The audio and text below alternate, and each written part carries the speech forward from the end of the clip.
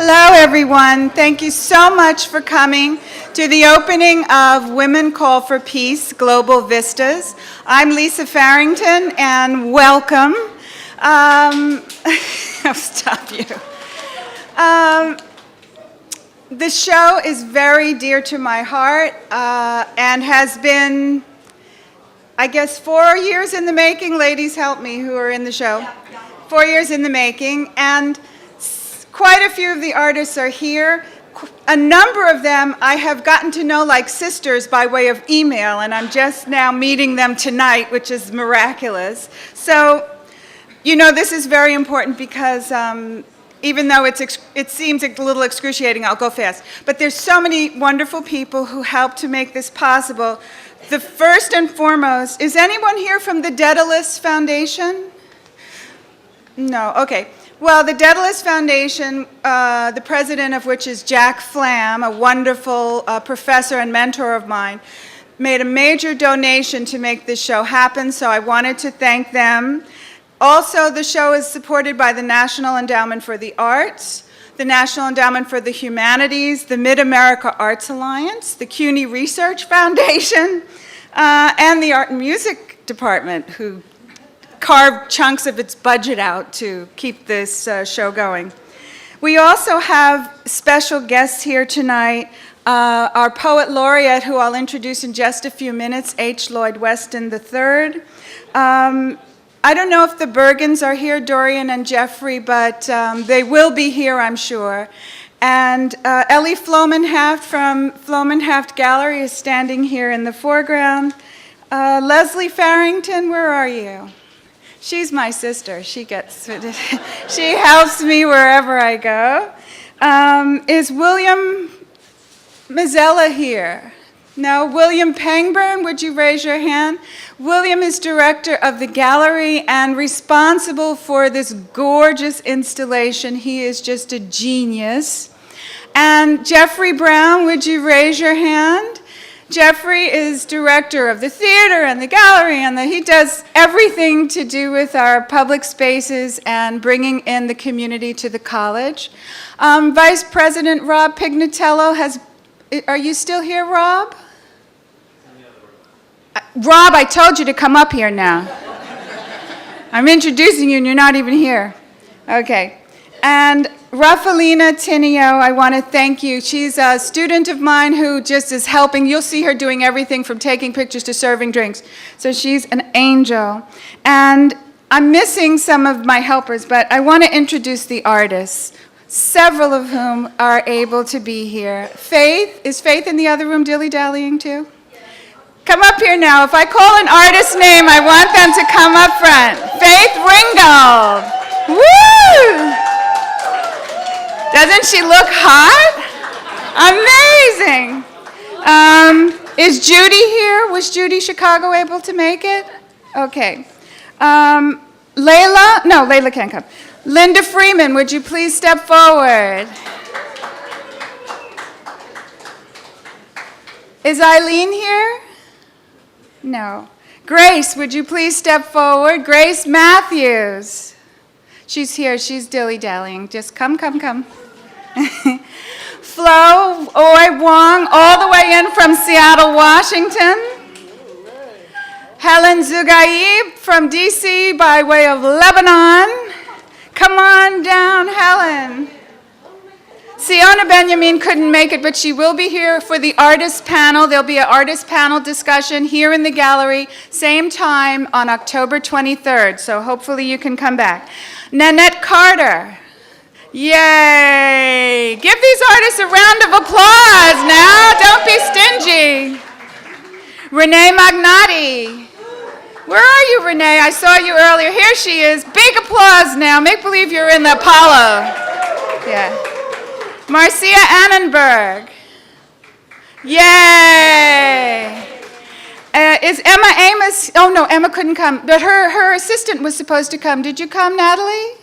No, okay. Is there any other artists? I know there isn't. Oh, Chikaya! Oh, for heaven's sake. Chikaya, I want you to come down very slowly and gracefully, please, so we can give a really great round of applause for Chikaya Booker. Yay!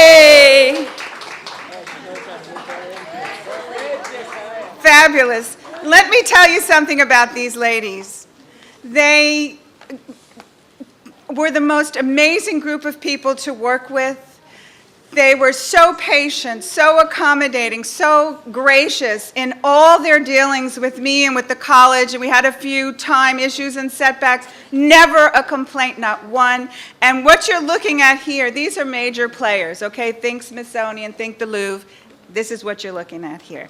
And they came to John Jay, and as you can see by the room around you, they have honored us with their artwork in honor of peace and an end to violent conflict of every kind. Sometimes art can speak, and hopefully this art and this show will speak to just enough people to make a little change, and then a bigger change, and then a ripple turns into a wave. We can hope, yeah? So I would like just before, we're going to have a wonderful poetry reading to entertain you, and then you can go back to enjoying the show. But before that, I'd like to introduce the president of John Jay College, Jeremy Travis.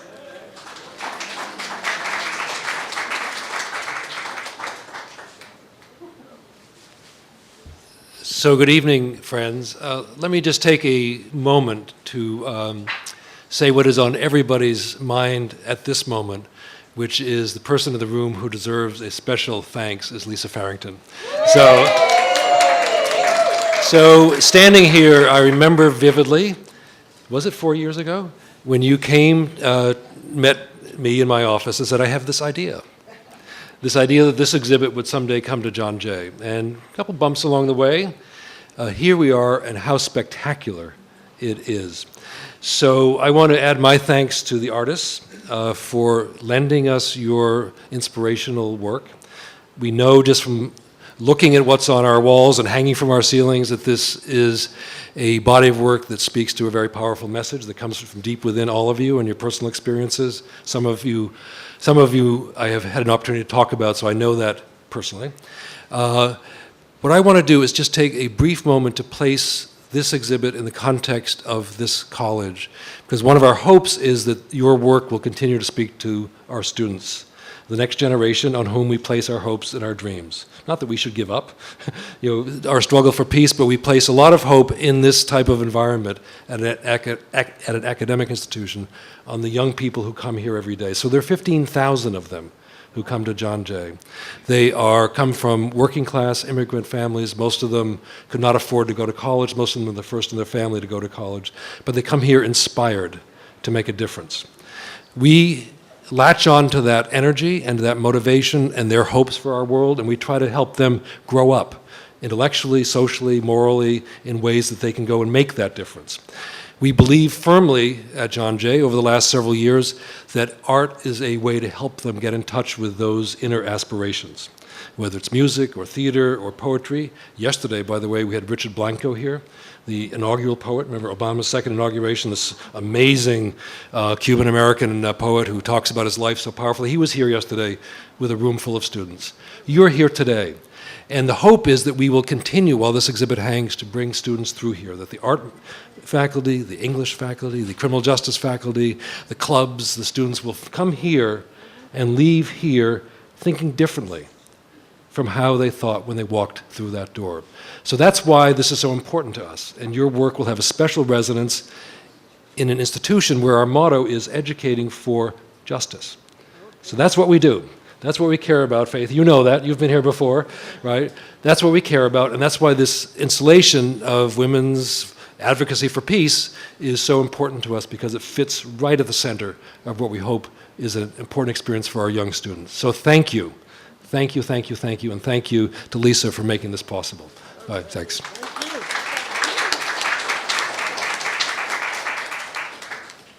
Thank you all, ladies, and thank you all. We have a special treat for you tonight.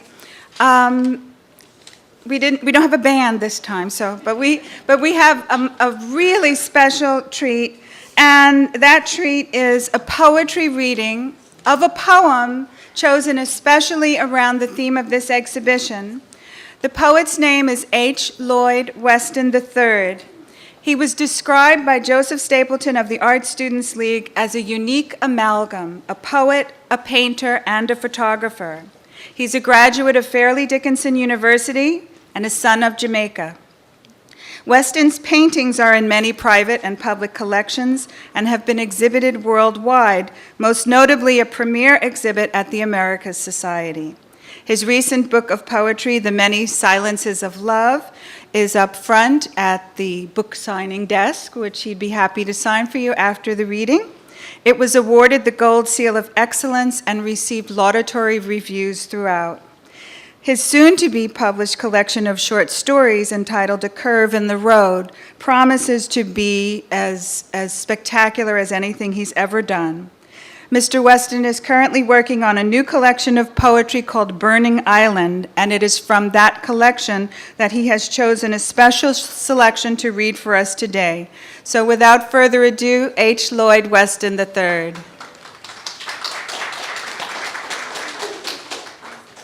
Thank you for such a wonderful welcome, Lisa. Thank you for so kindly for such a very warm and very kind welcome. And for all the guests who are here this evening, we really appreciate your being here. I would like to share the poem with you from my new manuscript, which is called Burning Island, and which is hoped to be published by the spring of next year. Okay, this gives a detail of the history of, am I better now? Yeah. Of the history of the islands of the Caribbean and beyond. And its history, as a matter of fact, one of Jamaica's greatest intellectuals, Rex Nettleford, said that not knowing one's history is like driving a car without looking in the rearview mirror. And I thought it was quite an extraordinary quote. So this echoes that same sentiment. And it's called The Anguished Cries of Islands. It goes, the solid massive mountains are your commonality, a shared inheritance between your islands, the divided yet unifying link, connecting your disparate cultures from the lesser to the greater Antilles, the Sierra Maestra of Cuba to the Blue Mountains of Jamaica. They are the backbones of your people, a solid source of their strength and pride. Skyward they rise out of the topography like giant monoliths to establish a vantage point, a privileged view from which to establish the breathtaking beauty of your islands. They know each rush of waves is a page from the past, churning upon the sarcophagus face of the Caribbean Sea, a sea which zealously guards secrets of its dead. The coconut trees, standing guard at entrance to your shores, dressed in garb of arboreal sentinels, are regrettably aware that the lush beauty of islands oftentimes camouflage their cruel history, a history imprinted upon pages of a tropical breeze, gliding on starched wings of seagulls, circling above corridors of your archipelagos. O islands of our ancestors, how quickly we forget the anguished cries of the past, the brutality meted out to your African slaves, those who paid the ultimate price for seeking freedom from unspeakable cruelties perpetrated against them by slave masters of yore. The tortuous groans of slaves are forever locked between the cavernous trunks of almond trees. The litany of past injustices begged to peace, the history of an exploited people left many feeling ill at ease, unable to establish claim to their own identity. Columbus's so-called voyage of discovery to the New World was nothing more than a lethal dose of foreign invasion that drove the Arawak Indians of Jamaica into subjugation than total annihilation. I would rather you not speak to me about the sugar extracted from stalks of sugar cane. There's nothing sweet about brutality meted out to captive Africans imported to do backbreaking work on your plantations. The terror they endured was proof sufficient. Greed and exploitation were masters without a conscience. I guess it was sheer nonsense to think the scourge of slavery could ever have been eradicated within context of those times. No, no, no. Not when it represented the monetary gains needed to grease the economic engines of the plantations. In the 19th century, the Maroons of Jamaica discarded yoke of British oppression by rebelling against their English overseers with a ferocity so great it rendered them invincible, masters of their own destiny in the impenetrable corporate country, the mountainous parish of Trelawney. The slaves of Haiti also revolted, blowing the lid off the volcanic mountains of cruelty perpetrated against them by slave masters from France. But to this day, Haiti has never realized its full potential, remaining essentially an island split in two by acts of European exploitation and exploration. One half French-speaking Haiti, parlez-vous français? The other, Spanish-speaking Dominican Republic, se habla español, a language spoken only by a few other Caribbean islands, including Cuba, where ghosts of those who perished in Castro's War of Revolution still haunt the streets of Havana, seeking closure from wasted years of dictatorial oppression that drove hordes of persecuted Cubans from their homelands for safety and freedom of the US mainland. God damn it, man. Why can't political despots leave their people alone? Why can't revolutionary dogs chew on their ideological bones alone? Your islands never would have suffered the slaves' lamentable cries if only tides of history could have been reversed. The brutality, the wasted lives, the utter anguish of those who died before slave ships left shores of Africa or during the Middle Passage, voyages of despair bound for plantations of the New World, a new reality, one whose unimagined cruelty would lead to rebellions and desperate attempts to escape, to flee the shackles of bondage, those inflicted upon an enslaved people yearning to be free. The cry of freedom is trapped in the throat of history, in the echoes of screams that could not be silenced into servitude, whether across plantations of the Caribbean or slaveholding states of the American South. The quest for freedom could not be denied. Freedom, freedom, the ultimate cry, like dirgeful wail of a ram's horn, I also cry for all those tortured islands, like the sky unraveling into sheets of rain. I mourn for sons and daughters of Africa, those who endured pain of the slave master's whip, who could not come to grips with the fact they did nothing wrong except allow themselves to be forcibly removed from their African motherland, whose black skins at that time condemned them to a life of servitude, and they made them seem less than human in eyes of their white colonial oppressors. History, your past is haunted by cries of those who suffered unjustly at your hands. We hold to your face the blood-stained mirror of cruelty and ask you to look without flinching, without resorting to a regurgitating feeling of disgust. You could, if you had a conscience, but then again, concern for the victimized of humanity never resided in your ruthless soul.